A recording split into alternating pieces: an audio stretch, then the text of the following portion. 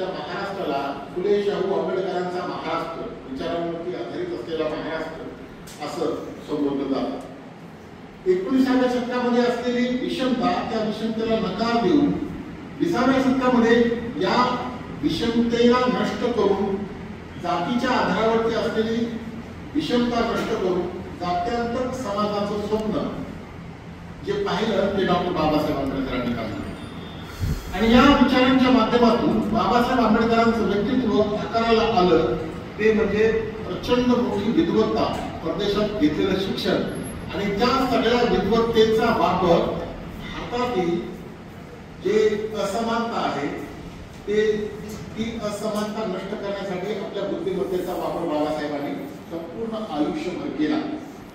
बाबासाहेब आंबेडकरांनी जात्यांतर विचार मांडत असताना जाती संस्थेच्या निर्मूलनाचं हत्यार आपल्याला दिलं आणि सगळ्या प्रकारच्या विषमतेला नकार देऊन इतकंच नाही तर शिका, संघटित व्हा, संघर्ष करा आणि पर्यायी विचार देऊन बाबासाहेब आंबेडकरांनी भारतीय राज्यघटनेच्या निर्मितीमध्ये एक मोलाची भूमिका पार पाडली.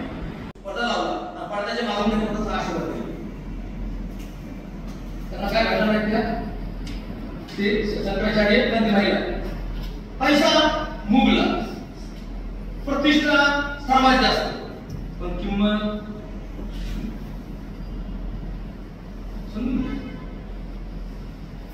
जिथे पैसा हा निकष हातात चलत नाही तिथे जात हा निकष चलत.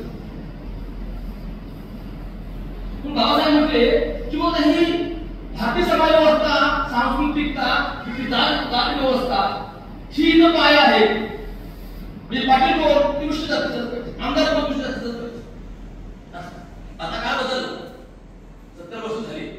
मी बाबासाहेब जेव्हा विचार मांडत होते त्यावेळेस त्यांच्याकडे समाज व्यवस्था अशी होती, महिला कुठेही बुद्धिमान असू द्या ती बोलू शकत नाही. म्हणजे छत्रपती शाहू महाराजांचा नौकर जो त्यांनी पगार घ्यायचा तो सुद्धा त्यांच्या आंघोळ करताना पुराणातले मंत्र म्हणत नव्हता, अरे वेदामध्ये मंत्र म्हणत नव्हता, पुराणातले मंत्र म्हणायचा. शाहू महाराज असं काय करतो, तू सुद्धा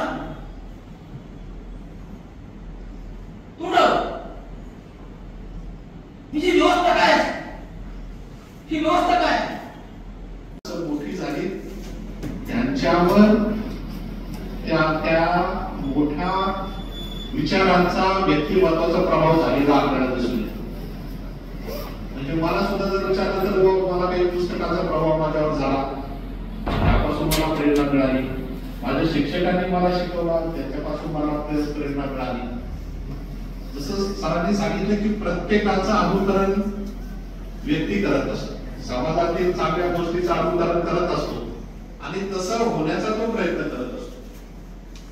आणि म्हणून आपण महामानवाची जयंती साजरी करतो. एखाद्या व्यक्तीला एखाद्या व्याख्यानामध्ये संपूर्णपणे सांगणं म्हणजे सागराला घगरीत बांधण्यासारखं.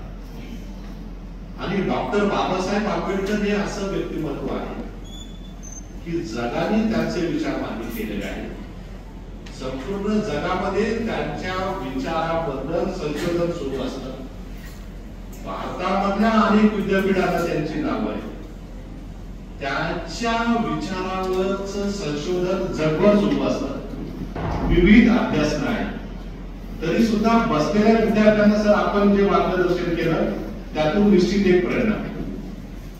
समाजामध्ये प्रत्येक घटक आपल्या विकासासाठी काम करत असतात. आपले आई वडील आपल्यासाठी काम करत असतात तर त्यांची कष्ट, त्यांची तळमळ आपल्याला दिसते.